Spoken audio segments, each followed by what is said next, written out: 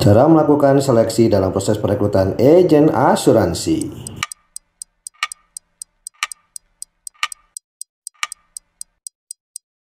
Teman-teman, kalau dalam proses penjualan ada yang disebut sebagai fact finding atau profiling, lalu Anda diminta untuk tulis 100 nama. 100 nama. Sandi 1, sandi 2, sandi 3 sampai sandi 100 ya teman-teman. Tulis ya. 100 project disebutnya. Tetapi teman-teman, nggak cukup cuma nama dan nomor handphone. Sekali lagi, nggak cukup nama, nomor handphone ataupun alamat. Nggak cukup nama, nomor handphone, alamat, dan pekerjaan. Tidak cukup teman-teman. Kenapa? Karena kalau Anda mau profiling calon nasabah Anda harus cek ya. Cek apa san? Cek ya, MANCH. Mereka yang mau jadi nasabah atau harus menjadi nasabah Anda adalah mereka-mereka yang memiliki satu, teman-teman, money. Punya uang atau tidak. Ya, San, jadi orang yang nggak punya uang nggak boleh ya, San, untuk memiliki asuransi jiwa. Jawabannya adalah tidak boleh. Nggak ada loh, San. Teman-teman pahami dulu bahwa yang dilindungi asuransi jiwa itu bukan kesehatan. Come on. Yang dilindungi oleh asuransi jiwa adalah bukan jiwa. Ya, emang ada asuransi kesehatan. Emang ada asuransi jiwa. Memang ada asuransi kondisi kritis. Tapi yang dilindungi adalah bukan kecelakaannya, bukan kritisnya, bukan jiwanya, bukan kesehatan. Yang dilindungi adalah dampak ekonomi ketika terjadi resiko kesehatan, resiko kecelakaan, resiko kondisi kritis, dan resiko kematian. Jadi teman-teman, yang dilindungi adalah money-nya itu, dampak ekonominya. Jadi kalau orang nggak punya uang, nggak punya money, teman-teman, nggak bisa dilindungi. Itu dia teman-teman ya. Jadi ketika Anda tulis nama Sandi, dicek dulu dia punya money atau tidak ya. Jangan-jangan pekerjaannya tidak cukup untuk itu teman-teman. Contoh saja ya. Saya punya kenalan, misalkan saja ya, Bapak B. Bapak B adalah pegawai, misalkan saja salah satu minimarket. Income-nya adalah misalkan saja UMR 4.500.000.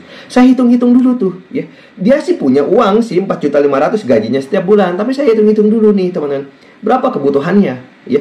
Berapa pengeluaran setiap bulan, teman-teman ya? Saya cek dulu, teman-teman. Kenapa? Kalau bisa disisihkan 10% saja untuk proteksi atau asuransi jiwa secara rutin setiap bulannya, maka kategorinya adalah dia punya money, boleh punya asuransi jiwa. Tapi jangan sampai nanti dari 4.500.000 kita sisihkan 450.000 ke premi, dia susah hidupnya. Sekarang bayar, besok enggak. Yang susah adalah bukan perusahaan asuransi jiwa, yang susah adalah dia nanti, teman-teman. Kenapa? Karena udah hilang tuh 450.000-nya, teman-teman, tidak bisa dikembalikan nanti. Bahaya kalau seperti itu ya.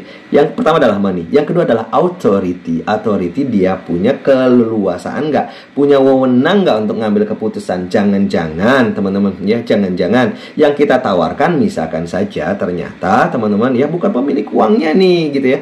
Kalau saya menawarkan ke istri, jangan-jangan yang bekerja adalah suami, maka teman-teman saya harus bisa menyampaikan kepada suami yang memiliki wewenangnya. Kenapa? Karena istri bisa jadi mendapatkan uang dari suami, tetapi teman-teman tidak secara rutin misalkan saja, atau ada satu momen di mana momen tersebut sudah tidak lagi berpasangan. Nah, authority ini harus Anda cek juga ya. Kalau Anda menawarkan kepada nasabah, dia punya authority atau tidak. Yang ketiga adalah need. Dia punya kebutuhan atau tidak terhadap proteksinya. Jangan-jangan teman-teman ya, Anda tawarkan adalah produk yang tidak sesuai dengan kebutuhan nih. Dia butuhnya asuransi kesehatan, ditawarkan asuransi jiwa. Dia butuhnya asuransi pendidikan, ditawarkan asuransi kecelakaan. Kan itu nggak sampai ya. Yang selanjutnya MANCH ya. Yang selanjutnya adalah capability. Dia punya kemampuan bayar secara rutin atau tidak. Yang terakhir adalah health. Dia punya kesehatan atau tidak. Yang sakit teman-teman ya, tidak adil kalau masuk ke asuransi jiwa. Kenapa? Karena akan merugikan yang sehat. Sekali lagi, asuransi jiwa kan kerjanya secara kumpulan ya teman-teman ya. Kalau akhirnya yang sehat ya mensubsidi yang sakit, kan yang rugi yang sehat. Makanya harus punya kesehatan.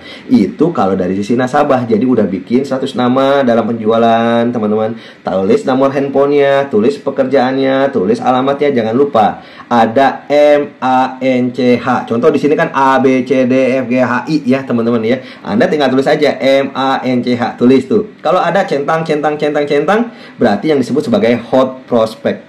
Bagaimana kalau dalam proses perekrutan? Perekrutan teman-teman tidak MACH ya, beda ya. Calon agent sama calon nasabah beda. Profiling agent sama profiling nasabah beda. Kalau profilingnya calon agent, kami rekomendasikan Ciam ya teman-teman ya. Ini materi profiling kandidat, kalau Anda mau nanti kita share teman-teman ya. Ini sudah ABCDFGHI ini sudah sesuai dengan CIAM ya. Tapi kalau Anda mau tulis CIAM-nya juga boleh. Apa sih CIAM San ya? CIAM, C-nya adalah Anda cek ya, si agent ini, si calon agent ini punya karakter atau tidak. Ini dia nih teman-teman ya. Yang disebut karakter adalah good karakter ya. Dia punya nilai-nilai yang positif yang Anda lihat. Cara bicaranya bagaimana? Cara dia tersenyum seperti apa? Cara dia menatap seperti apa? Ya, kalau dia akhirnya, teman-teman ya, akhirnya ketika Anda cek aja ya, Anda kenal, misalkan saja Anda mau ngerekrut Sandy Suryaman, tapi Anda tahu dia karakternya nggak oke. Kenapa nggak oke? Ya, kalau dia kalau ada orang ngomong dia sibuk sendiri, misalkan saja, dia main handphone sendiri, berarti dia karakternya nggak bagus. Ya, kalau dia akhirnya training, teman-teman dia malas-malasan, berarti dia nggak punya karakter. Mendingan nggak usah, teman-teman nih. Yang punya kesempatan besar untuk bisa sukses, bisa asuransi adalah mereka-mereka yang mempunyai karakter yang positif. Nah ini dia, Anda bisa cek di media sosial, Anda bisa ngobrol-ngobrol dulu sebelum Anda rekrut ya, sebelum Anda presentasi, Anda cek dulu teman-teman ya, dia punya good karakter atau tidak. Yang selanjutnya adalah CIAM. Yang kedua adalah high energy. H-nya adalah high energy. High energy adalah dia punya energi yang cukup atau tidak. Kenapa? Karena bisnis asuransi jiwa sifatnya adalah kalau ini lomba, bukan sprint, tapi maraton, teman-teman. Bukan orang-orang yang punya badan kuat ya, atletis segala macam seperti Usain Bolt, teman-teman, yang bisa lari sprint 100 meter dengan kecepatan tinggi. Bukan, teman-teman. Yang dibutuhkan adalah justru mana mereka-mereka yang punya stamina yang cukup ya.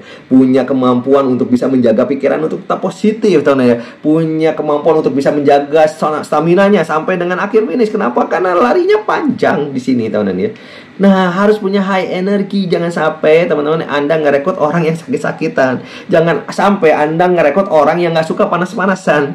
Jangan sampai Anda ngerekrut orang yang kalau hujan lebih baik di rumah. Jangan, teman-teman. Anda harus cek nih, dia punya high energy atau tidak gitu ya. Kenapa? Karena Anda butuh berpartner bisnis sama orang yang mampu melayani dengan baik.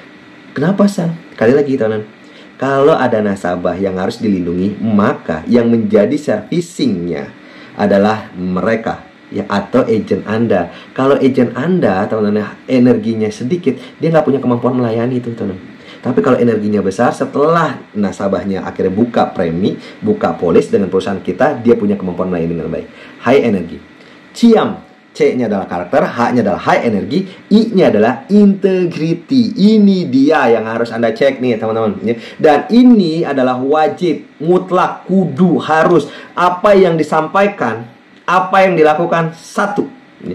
Jadi dia nggak pinter-pinter berbohong tuh, teman-teman. Dia nggak banyak-banyak berjanji yang nggak bisa dipenuhi, teman-teman ya. Dia benar-benar bisa memenuhi apa yang dia janjikan ya. Produknya A ya A, produknya B ya B, teman-teman. Dia nggak over promise, teman-teman ya, sesuai dengan ketentuan, sesuai dengan syarat, sesuai dengan usia masuk, sesuai dengan apapun yang harus disampaikan, teman-teman. Dibuka di awal lebih baik, teman-teman. Mereka yang punya integritas, mereka tahu bagaimana menjalankan bisnis dengan baik. Kalau mereka bilang ke agent mereka bahwa training itu penting, maka dia yang akan ikut training lebih dulu. Kalau dia bilang ke agent-agentnya, teman-teman, bahwa menjual itu adalah keharusan, maka dia akan jualan dulu, teman-teman. Kalau dia bilang bahwa MDRT, Elite Club bagus, maka dia akan Elite Club. Itu yang akan disampaikan pada agent-agent. Ya.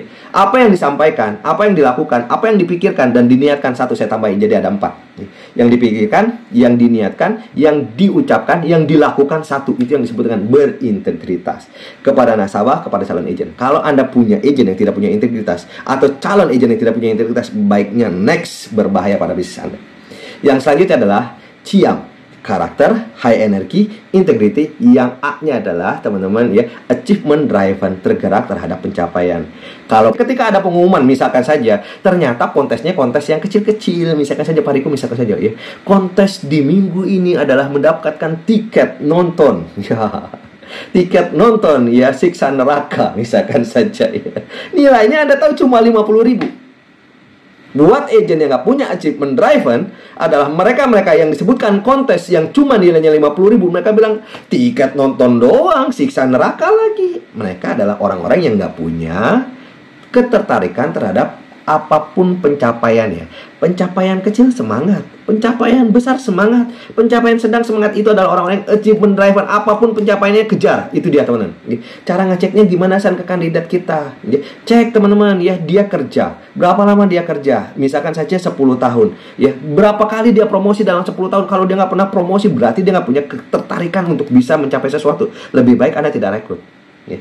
Dia mahasiswa, Anda cek berapa kali dia dapat nilai bagus, berapa nilai A-nya, teman-teman nih. Apa yang sudah dia raih, teman-teman? Oke, kalau nilainya nggak bagus-bagus banget, apa yang udah dia raih, teman-teman? Dia pernah ikut BEM nggak? Kalau dia nggak punya itu semua, lebih baik enggak, teman-teman.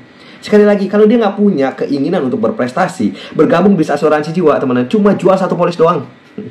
Ini problemnya nih. Jadi bukan cuma development doang mungkin ya, tetapi Anda punya kriteria-kriteria calon agent yang tidak tepat dalam bisnis Anda, karena dia tidak punya CIAM.